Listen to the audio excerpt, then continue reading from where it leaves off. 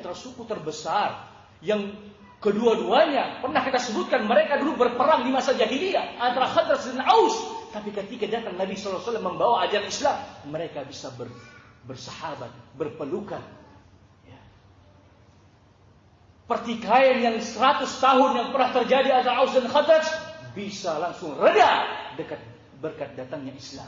Egoisme mereka, sikap egois mereka redam dengan tunduk dan patuh di bawah syariat agama yang mulia ini, di bawah syariat Islam. Padahal kakek nenek moyang mereka sudah banyak yang mati. Kakek nenek moyang Khadraj dibunuh oleh orang Aus. Kakek nenek moyang Aus dibunuh oleh orang Khadraj. Bapak-bapak mereka dibunuh oleh saling membunuh. Sudah ada darah yang tertumpah antara Aus dan Khadraj. Tapi semua itu Masya Allah bisa diredam dengan syariat agama yang mulia ini, yaitu Islam. Lalu apa yang membuat kita untuk sulit memaafkan saudara kita? Apa yang membuat kita untuk terus berprasangka buruk kepada saudara kita, sesama kaum muslimin, dalam keadaan mungkin bertikai kita baru sehari, 2 hari, 3 hari, 4 hari, seminggu, dan ingin kita pertahankan sampai abadi selama-lamanya? Inna lillahi wa inna ilaihi raji'un. Musibah ikhwani fillah rahimakumullah. Kalau karena permasalahan dunia kita terus mengungkung egoisme kita, menahan egoisme kita untuk tidak memaafkan saudara kita tersebut. Aus dan Khadraj saja bisa tunduk dan patuh di hadapan Rasulullah SAW, di hadapan Islam.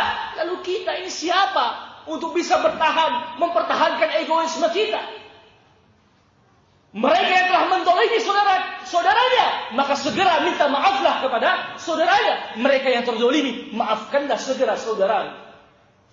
Saling maaf dan memaafkan, ikhwani fiddin rahimani rahimakumullah. Dan kita cari solusinya bersama untuk mencari jalan keluar daripada permasalahan itu di atas syariat agama Allah Subhanahu wa taala yang mulia. Ini seorang yang bersikap gentle, yang betul-betul mengatakan dirinya sebagai seseorang berjalan di atas dakwah salafiyah. Mereka tundukkan permasalahan dunia, mereka tinggikan dalam permasalahan dakwah ilallahi jalla wa ala. Sehingga kalau prinsip ini terus dipegang, tidak akan terjadi perpecahan di antara kaum muslimin, tidak akan terjadi perpecahan di antara kalangan salafiyin.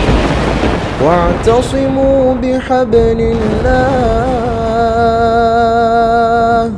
واعتصموا بحبل الله جميعا ولا تفرقوا واذكروا نعمة الله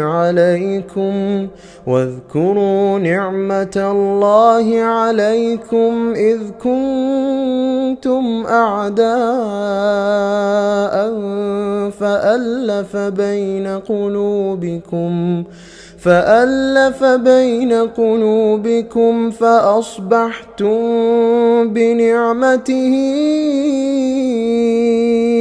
إخوانا وكنتم على شفا حفرة من النار فأنقذكم منها كذلك يبين الله لكم آياته لعلكم تهتدون.